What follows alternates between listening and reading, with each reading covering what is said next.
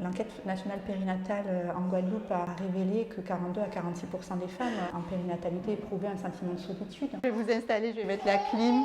Tu peux aller dans la pièce aussi. La Maison des 1000 premiers jours, ça permet au travers d'ateliers, de conférences, de proposer un accompagnement vraiment global auprès des familles en complément du suivi médical et de préparation à la naissance et à la parentalité. Même si tu n'as pas toujours toutes les solutions, mais le fait que tu sois près d'elle et qu'elle se sente soutenue, ça va changer beaucoup de choses dans son vécu. Elles disent souvent ma deuxième maison. Ils viennent se restaurer, parfois ils organisent des goûters. Des bébés copains de la Maison des 1000 premiers jours. C'est ça. C'est une valeur de la Maison des 1000 premiers jours, la gratuité, l'universalité, la mixité et la neutralité. La période des 1000 premiers jours, c'est la période qui s'étend de la grossesse jusqu'aux 2 ans de l'enfant. On sait maintenant, grâce au concept notamment des neurosciences, que c'est une période absolument fondamentale avec un développement cérébral extrêmement important durant cette période. C'était un peu dur pour moi de me concentrer, alors je l'entendais faire ça, une demande. Au fur et à mesure, tu vas voir, quand tu vas connaître ton enfant, tu vas apprendre à repérer